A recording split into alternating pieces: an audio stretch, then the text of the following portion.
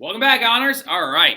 Getting this flip popped up there like before your weekend really truly starts. But a big thing that I worked on today as well was I started creating your, your study guide, right? And it will be up within the next, probably hopefully by the end of school, and it'll actually be sectioned out into all the time periods. It'll even be sectioned out into further other little sections where it's like, oh, these are just general things about Greece and blah, blah, blah, blah, blah. So, because I did notice during your review yesterday that you guys know this stuff, the problem is you just need to figure out where it goes, right? Which can be a little bit of a pain, but it's okay because we really needed that data review so I could kind of gauge that, so I can make sure that you guys are learning these things effectively, right? But let's go ahead and dive right into the concept that we're talking today. So let's take a gander at this map real fast. This map refers to and shows the territorial gains and the height of Greek colonies around 550 BC, right? So around 550 BC, as you can see, everything in red is of Greek influence, right? So they have colonies posted up in the east of Spain. They have colonies on Sicily, which becomes a major thing that you need to remember, all right? They have colonies in North Africa, and they have colonies even over here into Turkey and Asia Minor is what you would refer to that as. So now these colonies are not like what you think they are. When you think of a colony, you think that we're like, I'm going to send some of y'all over to colonize the English building, and you will establish a small settlement, and whatever you find there is actually technically mine because I gave you the ability to go there in the first place. As the mother country, I am like going to be reaping benefits and financial gains off of your colonial settlement, right? That's not what it's going to be necessarily like. That's more of like how America was colonized in the 1600s, right? Starting in 1610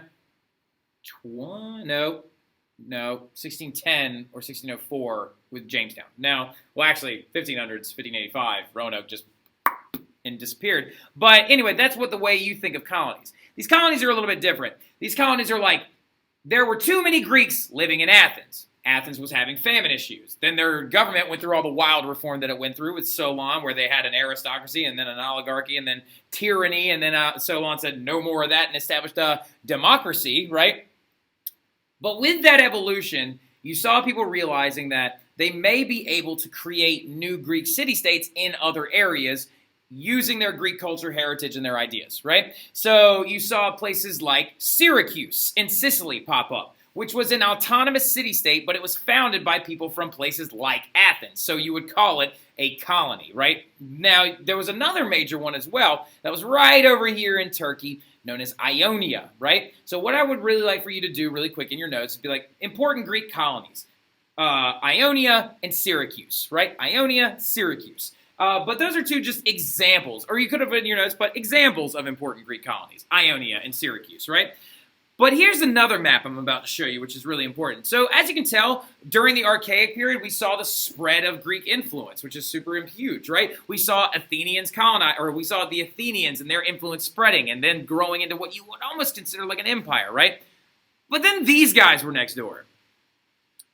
Oh, crap. All right, so like that is Persia, all right? Persia, the group that we have talked about, led by Cyrus the Great, and Darius the First, and Xerxes as well, was a massive empire. They preached the ideas of tolerance. They had a huge military. They actually could basically take you over using kindness or fear. It was really up to you, right? Deciding if you would actually buckle, relent, and actually become a part of this Persian Empire, right? They had governors and provinces. The governors were called satraps, and they had royal spies, and the royal road cut all the way through the entirety of the empire. Their capital was Persepolis. You know things about Persia, but you also know that at their height, they were massive, right? And what we can see right here by these two maps, this one being 500 BC and the other one being 550 BC, is that in those 50 years from 550 to 500, Persia grew a little bit more and took over some of the area here in red. So that means that Greeks have now fallen under the control of the Persian Empire, right? And this is going to lead to a series of quote-unquote wars, right? They're not really wars at all, though. They're actually, jot this down, 1 revolt and 2 invasions, all right? They're not really wars. We don't really come into contact with hardcore wars until we see Alexander the Great pop up in the Hellenistic period, which we'll be talking about next week, right? What we're seeing is engagements or conflicts, if you will, right? So I refer to them as 1 revolt and 2 invasions, okay? Now, despite their cultural ties, the Greek city-states often did not like each other, right? As we know, Athens and Sparta didn't get along. Sparta is furious about the government style that Athens is using because they believe they are giving a voice to the ignorant and the weak. Whereas Athens is furious with people like Sparta because they believe that they are just trying to use their military dominance to use fear to force people into control, right? So they don't like each other. They are not fans of each other. But the threat of the powerful Persian Empire, the threat of this neighbor that could take them over because they're fractured, becomes very, very real, right? This idea that this large empire next door could take over Athens and Sparta if Athens and Sparta do not unite together, right? And they actually don't even unite together until the second Persian invasion. The Ionian Revolt and the first Persian invasion are actually pretty much an Athenian show, right? But it's a very important thing to understand that you're going to see Greeks form a common identity and they're going to begin to unite together, right? Now, the Ionian Revolt is the very first thing that occurs, okay? This is that revolt in the part of the one revolt and two invasions, like idea construct, right? So the Ionian Revolt is going to be caused because the Persian Empire, as we saw in the map a second ago, conquers a small province known as Ionia. One of those colonies that I said was very important. It's right over in eastern Turkey, right? They conquer a place called Ionia, and in response, instead of living with the Persians, allowing to be doing their religion, allowing their own economy, and allowing these other things, the Ionians refuse to pay their taxes, and they refuse to be a part of this Persian Empire. The Ionians then begin to rebel, and in this rebellion, they begin to burn their fields. They begin to attack some Persian soldiers. They begin to actually get very, very upset, and they cause a ripple effect throughout the Persian Empire, making the other Persian people that are other Persian-controlled areas think that they can rebel too, right?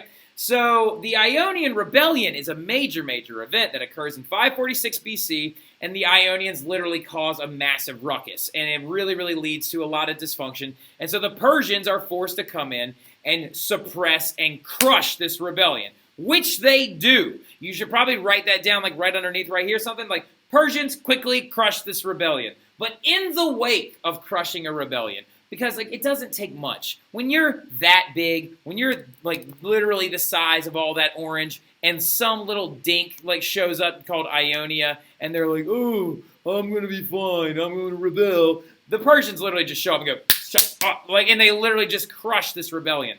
But in the wake of crushing this rebellion, the Persians start looking around, and they notice that, wait a second, these swords, that ship, this stuff, that armor they used to rebel against us, these are Athenian made. These are Athenian products, right? We know because we purchased things from the Athenians before.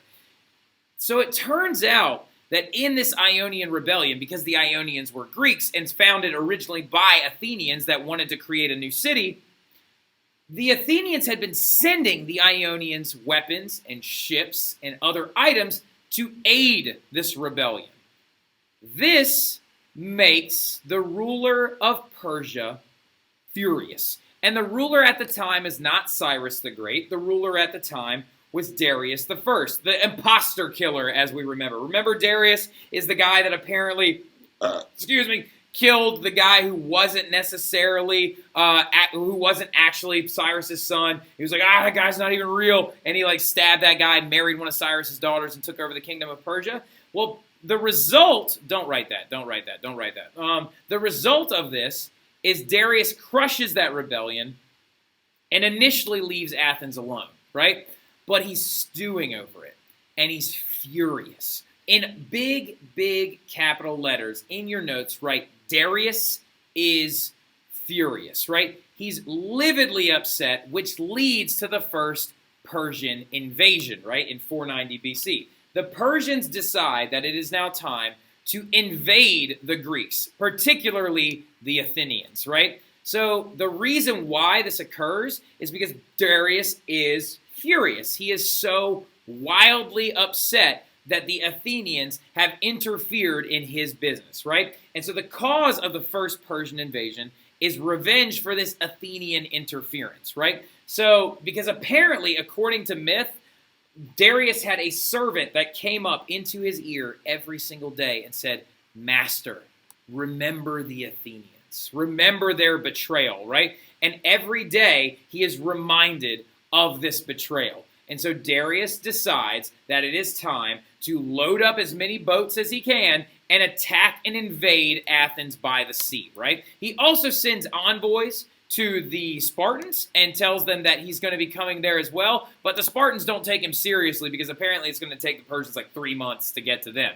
But he does attempt to invade Greece, and this is that first Persian invasion, right? The first Persian invasion occurs when he sends a huge naval contingent to go over towards Athens, and north of Athens in a place called Marathon, he decides to unload these boats so he can get his troops on the ground, right? Now, what occurs is known as the Battle of Marathon, because the Athenians find out that the Persians are on their way, right? They hear word that they're coming to actually invade Athens and destroy them because they did not respond to Darius's threats positively. The Athenians responded to Darius's threats of, oh, we'll just, like, you can just become a part of the empire or we can take you over.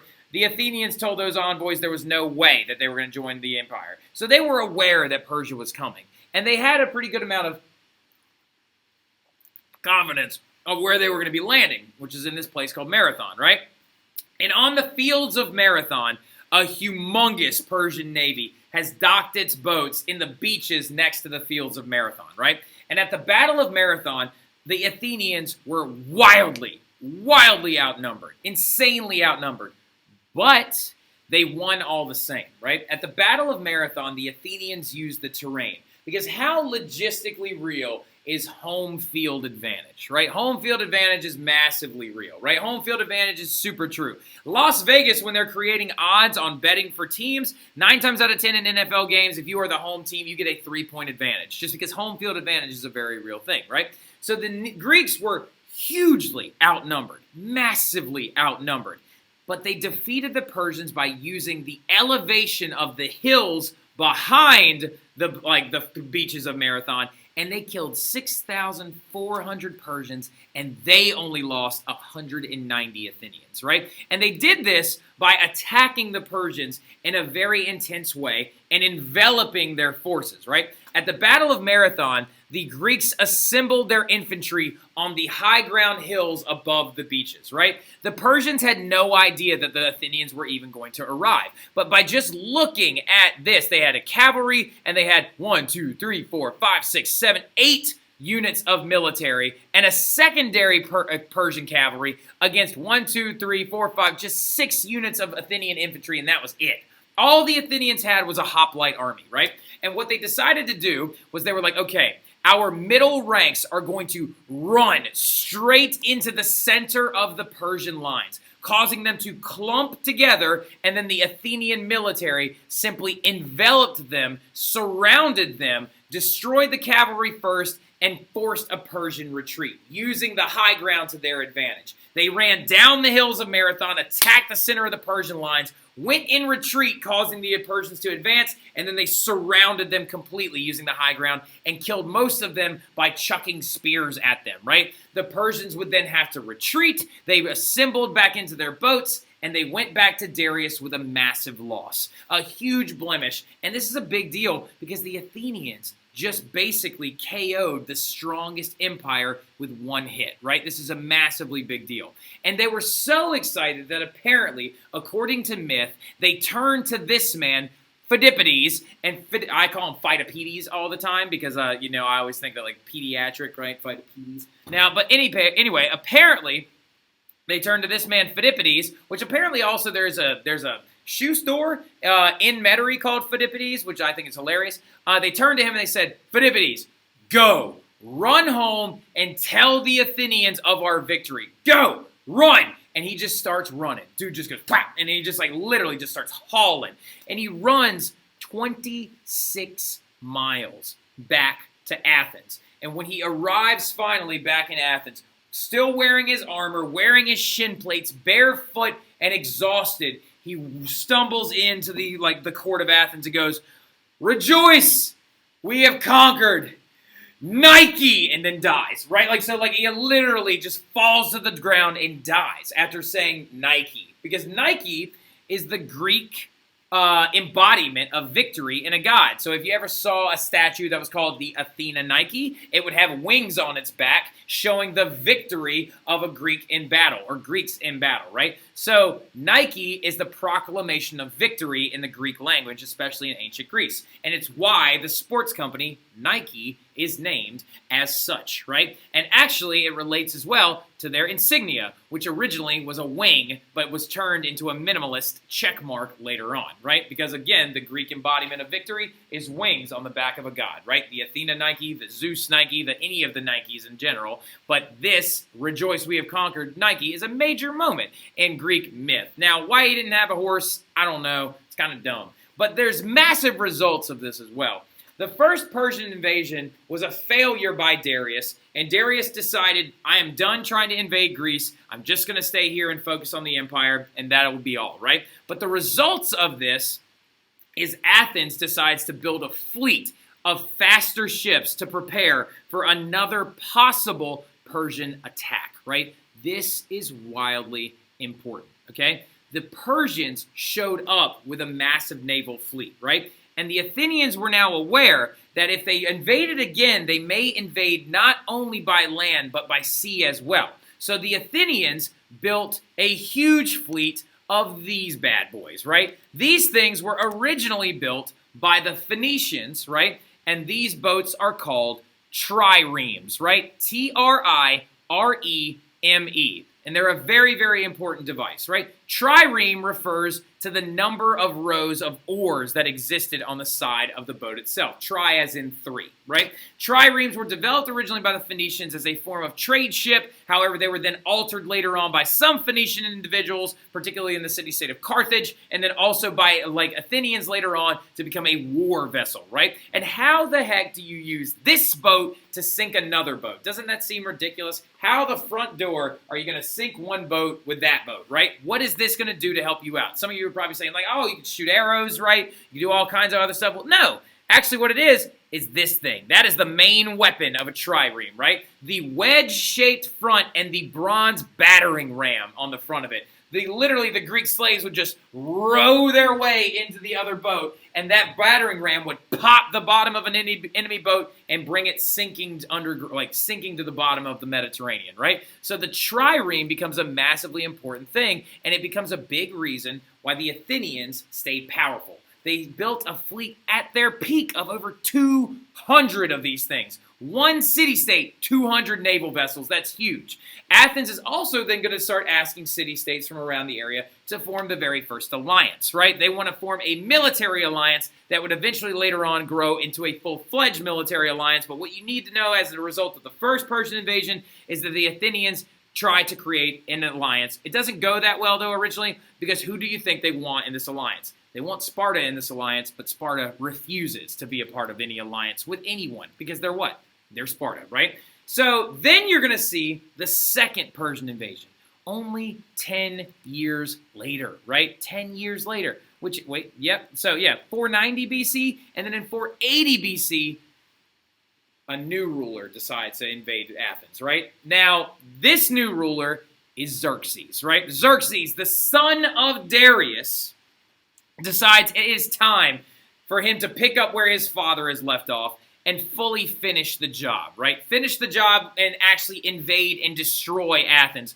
for their interference in that original Ionian revolt, which is actually right there in eastern Turkey, right? Or western Turkey. Now, the Persian Empire decides we are now not going to only invade by sea, we are also going to invade by land, right? So under the command of Xerxes, he sends two different contingents of the Persian military, grabbed from all parts of the Persian Empire, including a force of their bodyguards and their elite soldiers known as the Immortals, right? And so they decide they will send a light infantry army on foot from Sardis all the way through Thrace and all the way through and actually show up in Athens to burn it to the ground, right? So this is the army in 480 BC that actually shows up. And then, anyway, 480 BC. Yeah, sorry about that. Xerxes' army. And then actually what you can see as well is you're going to see the fleet leave out of Sardis as well, right? Right around the island of Lesbos. They're going to go around and decide to try and attack Athens from two different sides, right? So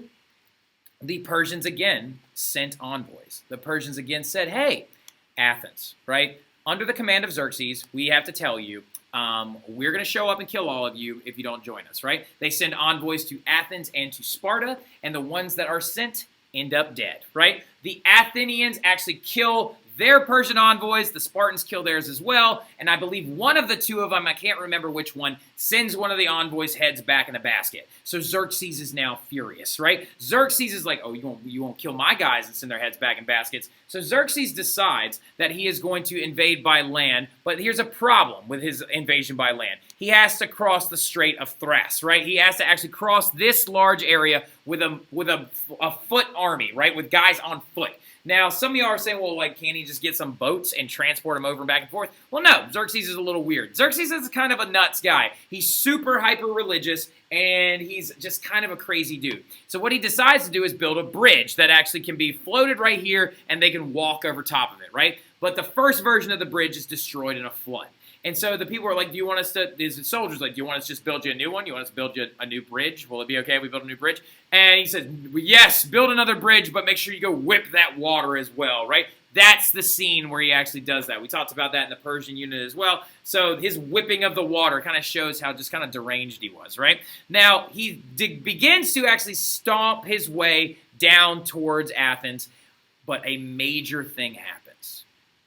No one saw it coming. No one expected it, but the Spartans stepped up to the plate, right? The Spartans decided that they would actually aid the Athenians in actually challenging the Persians at a very important battle known as the Battle of Thermopylae, right? The Battle of Thermopylae becomes a huge moment in Greek history because at the Battle of Thermopylae, the Spartans were wildly outmatched, right? And it became a thing of myth that apparently 300 Spartans held off a force of 1,000,000 Persians, right? That didn't actually happen. All right, so more than likely, we believe it was probably 6,000 Spartans and probably about 200,000 Persians. But still, you're wildly outnumbered, right? You're outnumbered more than 20 to 1. So every Spartan soldier was going to have to kill 20 Persians to win this battle. Please be seated and quiet for last time prayer. Can Randy check the